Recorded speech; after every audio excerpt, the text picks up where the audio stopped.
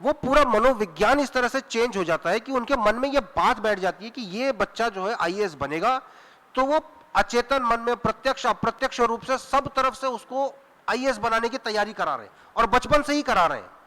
और भगवान न करे अगर कहीं वो सचमुच में आईएएस बन ही गया तो कोई ये नहीं बोलता कि हमने उसे आईएएस बनाया है। लोग यही बोलते हैं कि वो पंडित जी ने 25 साल पहले बोला था कि ये लड़का आईएएस बनेगा। ये फलित ज्योतिष का मनोविज्ञान इस तरह से काम करता है।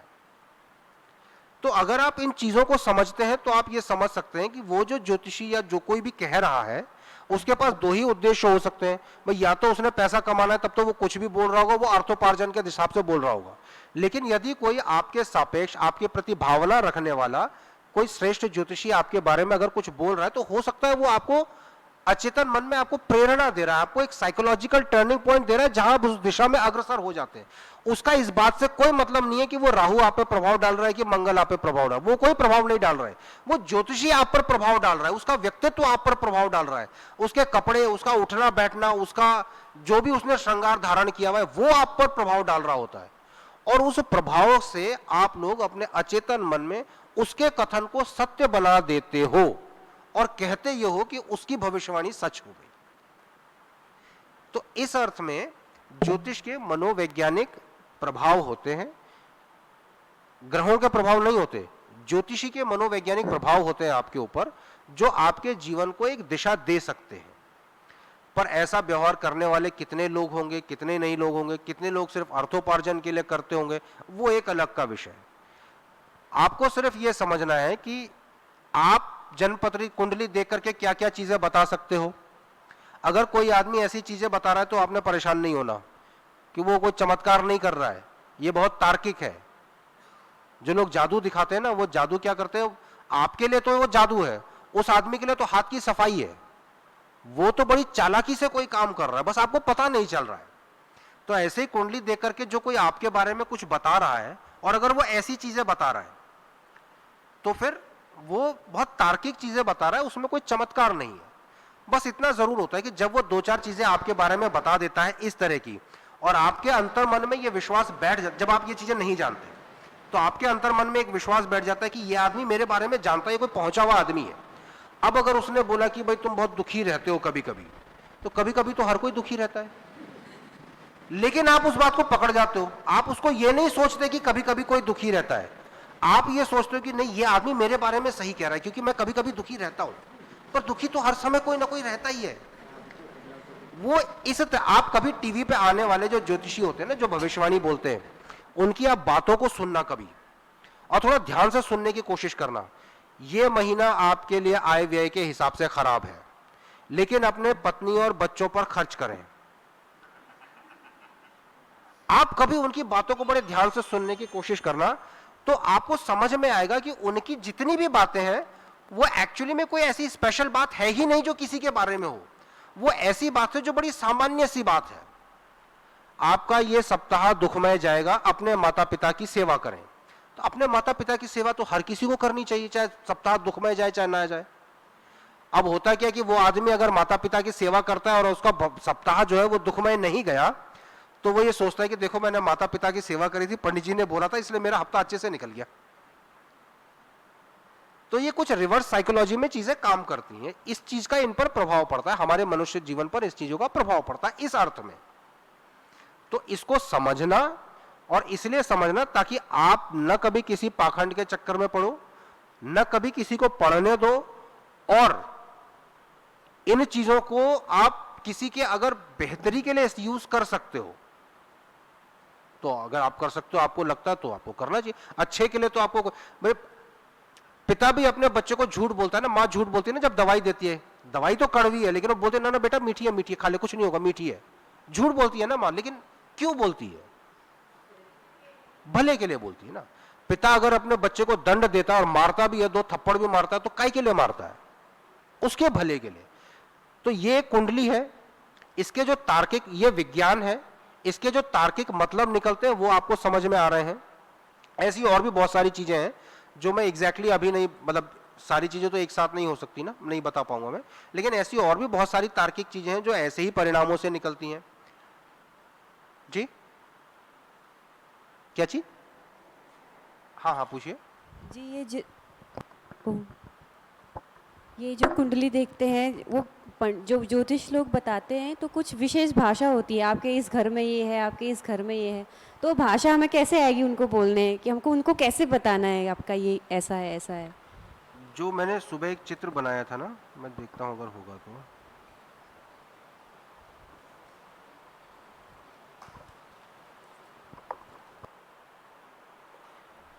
देखिए ये जो घर है ना, ये तो मैंने राशियां लिखी हैं।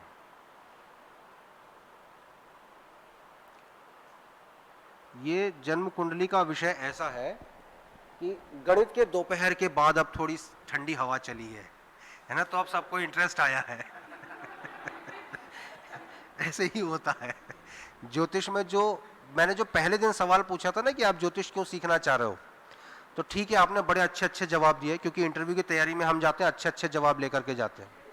लेकिन सच्चाई जो है ना वो यही है, ज्योतिष इसीलिए सीखना था सबको।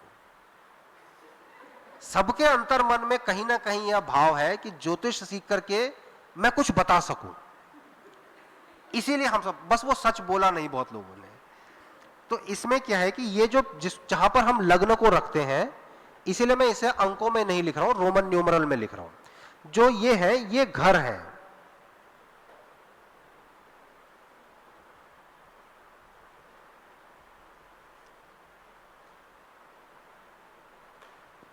ये 12 घर है।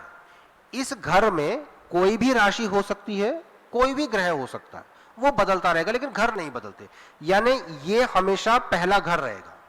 तो जब वो ये बोलते हैं कि तुम्हारे तो 7वें घर में राहु बैठा हुआ है, तो राहु जब 7वें घर में है तो इसको ऐसे बोलते हैं कि तुम्हारे 7वें घर में राहु है। और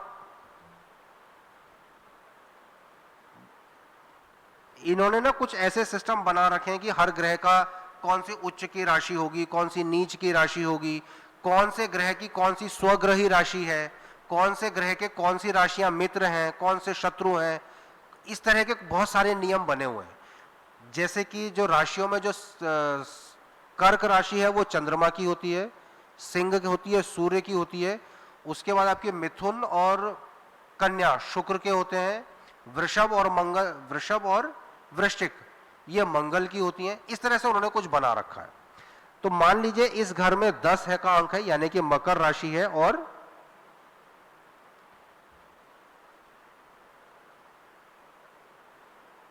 शनि ग्रह है। अब इसमें ऐसे भी नाम है कि जैसे जो केंद्र में है जो घर 1, 2, 3 और 4, इनको केंद्र के घर बोलते हैं। तो वो ज्योतिषी भाषा में अगर बोलेंगे तो वो ये बोलेंगे कि तुम्हारे 7वें घर में शनि बैठा है मकर राशि में स्वग्रही होकर के। 7वां घर जो है वो विवाह का, गृहस्थ का घर है। तो शनि स्वग्रही विवाह के घर में है। अब इसका वो कुछ मतलब निकालेंगे कि ये विवाह के लिए अच्छा है, बुरा है, कैसा है, क्या है, पर भाषा इस तरह से बनती है। फिर एक दृष्टि विचार भी होता है। शनि जो है किस किस घर को देख रहा होता है। प्रत्येक ग्रह जो है अपने से 7वें घर को देख रहा होता है, लेकिन कुछ ग्रहों को विशेष दृष्टि प्राप्त है। शनि, अब मुझे एग्जैक्टली याद भी नहीं है, वो पिताजी को ज्यादा अच्छी तरह से याद रहता है। शनि मेरे ख्याल में दूसरे और 12वें घर को देखता है, बृहस्पति कुछ और देखता है, ऐसे भी होता है। तो शनि दूसरे घर को देख रहा है, यानी वो इस घर को देख रहा है। ये जो है, ये तो 9वां घर हुआ। ये जो 8वां घर है ये मृत्यु कारक ग्रह होता है, मृत्यु का या अनिष्ट का ग्रह घर होता है। अगर इसमें आपका राहु आ गया तो फिर तो पंडित जी आपको लूट ही लेंगे। ये तुम्हारे तो मार्केश आ गया है, अब तो पता नहीं क्या होता है, अब तो ये दक्षिणा चढ़ाओ नहीं तो कुछ होगा नहीं होगा। वो इस तरह की बातें बनाते हैं। आपको सिर्फ ये समझना है कि अगर शनि 10वें घर में है तो इसका मतलब सिर्फ इतना है कि जब मेरा जन्म हुआ उस समय संध्या काल क्षितिज के नीचे शनि था और वहां मकर राशि थी। इसका मतलब सिर्फ इतना ही है। और आज शनि अगर है मीन में, 11 कुंभ में है, ये 10वें में है, तो या तो ये घटना 1 साल पहले की है, या घटना 31 साल पहले की है, या फिर यह घटना 62 साल पहले की है। वह इतना ही तार्किक रूप से बताया जा सकता है, और बाकी जितनी चीजें हैं वो फिर बहुत प्रपंच है उसके, पर भाषा इस तरीके से ही बनती हो। ओम ओम।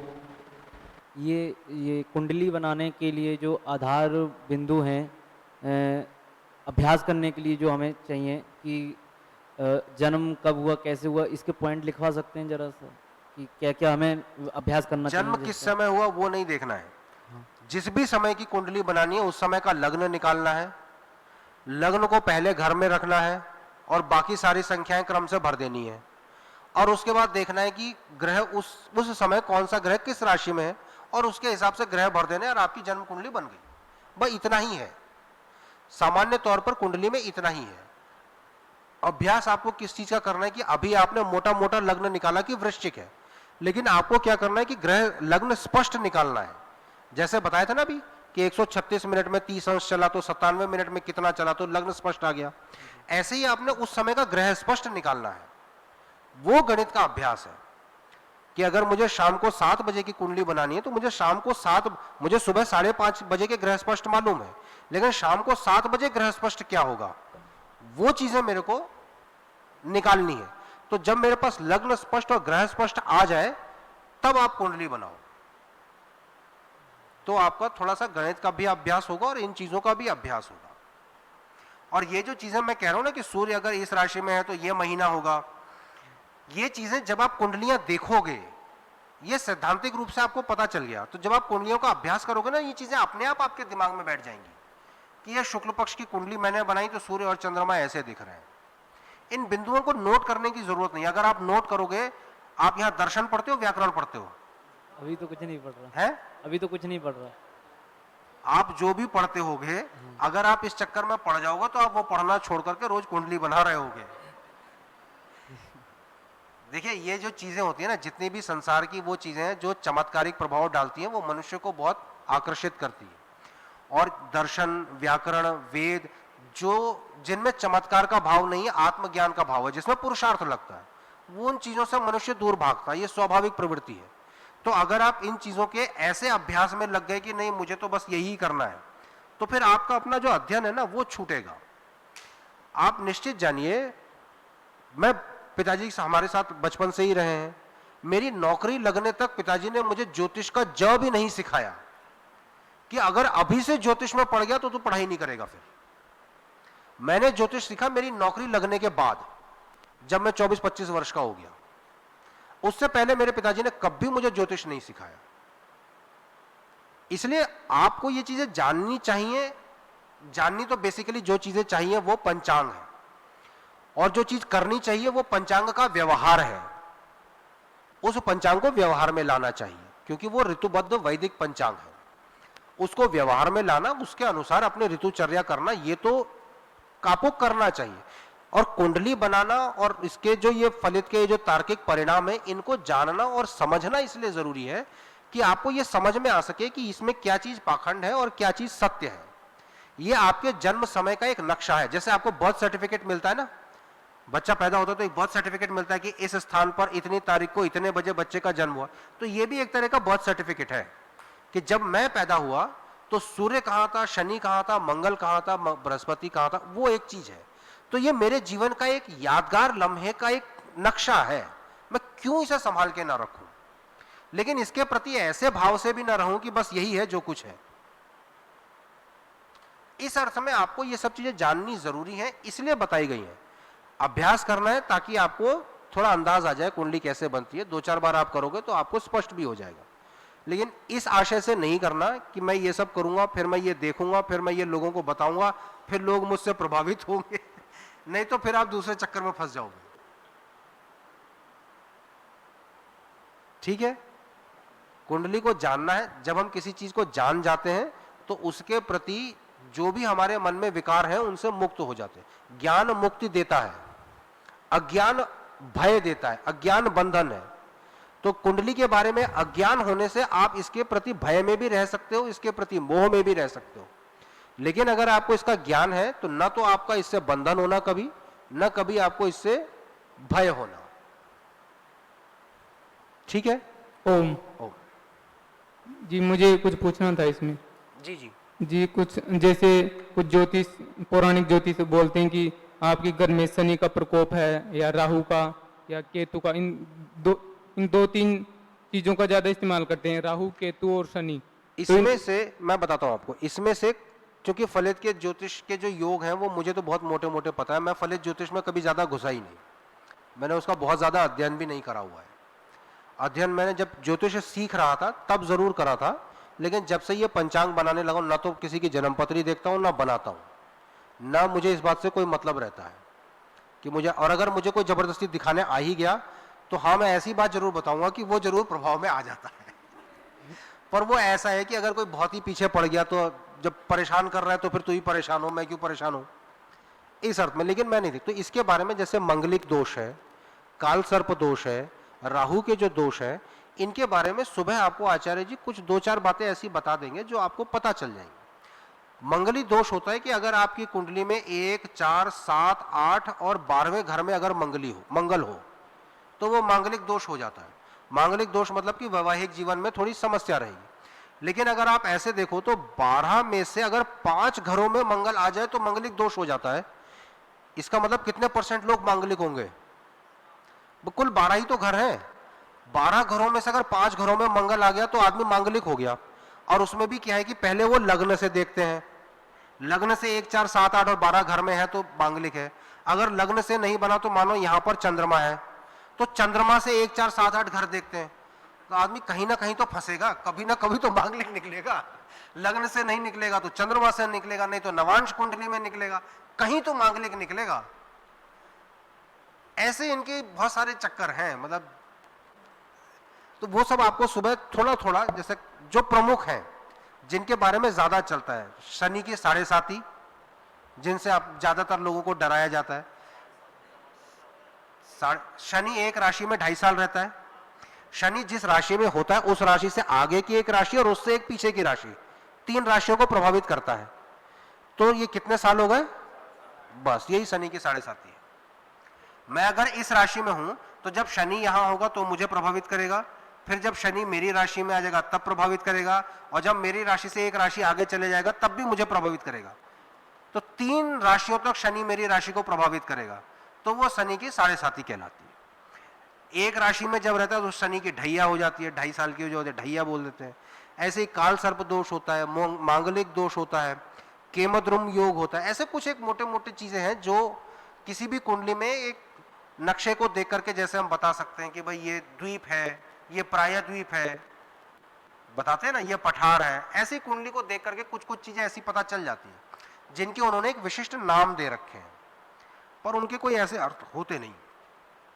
काल सर्प दोष जैसा तो फलित ज्योतिष के प्राचीन ग्रंथों में भी काल सर्प दोष जैसे किसी दोष का नाम नहीं है। तो ऐसी चीजें आपको आचार्य जी बता देंगे, ऐसी चीजों के बारे में मुझे ज्यादा जानकारी नहीं है।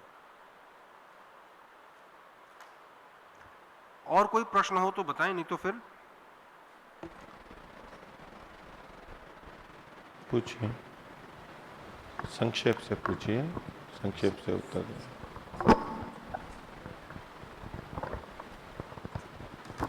ओम जी, जो सिडरल टाइम होता है उसे रियल टाइम भी कह सकते हैं?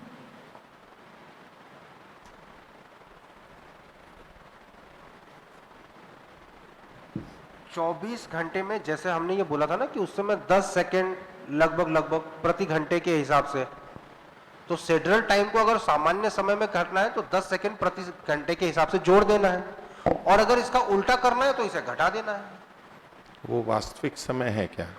नाक्षत्रिक समय वास्तविक समय है क्या, या ये सौर वाला ये जो है ये वास्तविक दोनों समय? ही समय वास्तविक है। देखिए, आपने किसी चीज को मीटर में नापा और किसी चीज को फीट में नापा। एक चीज आपने बोली कि 10 फीट लंबी है, एक चीज आपने बोली 3 मीटर लंबी है, तो इसमें से उस चीज की वास्तविक लंबाई कौन सी है? दोनों ही है। ऐसे ही आपने समय के एक क्षण को नक्षत्रों के क्रम से बताया कि इतने बज रहे हैं, और एक को आपने सूर्य के क्रम से बताया कि इतने बज रहे हैं। दोनों ही रियल है। दोनों के नापने का जो पैमाना है वो अलग अलग है। जब आप सिडरल टाइम नापते हो तो नक्षत्रों के सापेक्ष नापते हो, जब आप सामान्य समय नापते हो तो आप सूर्य के सापेक्ष नापते हो, बट आप एक ही चीज को नापते हो और वो वास्तविक चीज है। तो दोनों ही समय अपने आप में वास्तविक है। और घंटा तो सावन ही ले रहे हैं, सावन घंटों में ही तो नक्षत्र, हाँ, दोनों ही चीजें आप सावन घंटों में ही सावन घंटों में नक्षत्र के दिन को नाप रहे हैं हम, तो घंटा तो वही रहा। घंटा तो है ही, दोनों ही की है। जी, तो फिर जो सैटेलाइट भेजते हैं ना ऑर्बिट में, तो वो किसी एक समय पर ही इनमें से किसी ओके, सैटेलाइट भेजने के लिए देखिए, पृथ्वी पर जो हमारा सावन दिवस है या जो सौर है वो कैलेंडर के लिए जरूरी है, क्योंकि हमारे लिए ऋतुएं तो सूर्य से बनती हैं। लेकिन अगर मुझे चंद्रमा में सैटेलाइट भेजना है ना, तो मुझे सेंट्रल टाइम की जरूरत पड़ेगी, क्योंकि चंद्रमा और मेरा संबंध जो है वो सौर ऋतु बेस्ड संबंध नहीं है। अगर मुझे मंगल पे कोई अपना ग्रह भेजना है, उपग्रह भेजना है, तो वो मुझे सेंट्रल टाइम के हिसाब से भेजना होता है। इसीलिए आधुनिक ज्योतिष में जो हमारे सूर्य और हमारे संबंध के बीच, यानी कैलेंडर के अलावा, पंचांग के अलावा जो गणनाएं होती हैं, उन सब में सिड्रल टाइम का ही महत्व है। आप सौर दिन से ये नहीं निकाल सकते कि आपको मंगल में अगर ग्रह वो भेजना है, उपग्रह, उसका जब मुहूर्त निकालोगे तो वो मुहूर्त सिड्रल टाइम से ही निकलेगा, सौर दिन या सावन दिन के टाइम से नहीं निकल पाएगा। जी तो उसमें सिड्रल टाइम की उपयोगिता ज्यादा है। जी। पूछिए।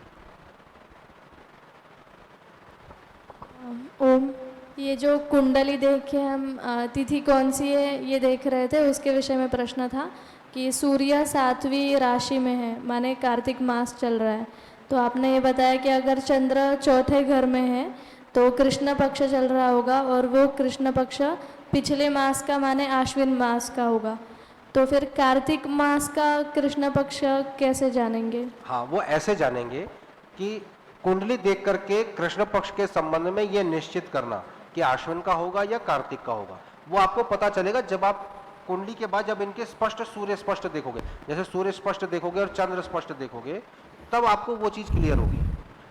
इसीलिए मैंने बताया कि कुंडली में ये हम जो भी चीजें निकाल रहे हैं ना, ये मोटा मोटा निकाल रहे हैं, तो मोटा मोटा निकाल प्रभावित करने के लिए इतना ही पर्याप्त है। वो इतने से ही आप प्रभावित हो जाओगे, जो भी आपको इतना बता रहा होगा आप उससे प्रभावित हो जाओगे। असर डालने के लिए, शुरुआत करने के लिए इतना बहुत है। लेकिन अगर आपको, आप एग्जैक्ट जन्म समय भी कैलकुलेट कर सकते हो अगर आपके पास सारे ग्रह स्पष्ट हैं। आप ऐसे ही बता सकते हो कि 23 अक्टूबर को शाम को 6:12 पर तुम्हारा जन्म हुआ है। लेकिन उसके लिए क्या, वो फिर उंगलियों का अभ्यास नहीं है, फिर वो गणित का अभ्यास है, वो लंबी प्रक्रिया है। तो उंगलियों के अभ्यास से कुंडली देखते ही जो चीज आप बता सकते हो वो मोटी मोटी ये चीजें हैं। ठीक है। और विक्रम संवत का प्रारंभ कौन सी तिथि से होता है? चैत्र शुक्ल प्रतिपदा से। विक्रम संवत चैत्र शुक्ल प्रतिपदा से प्रारंभ। ठीक है जी, समाप्त करेंगे। एक बार ओम का उच्चारण और 3 बार शांति।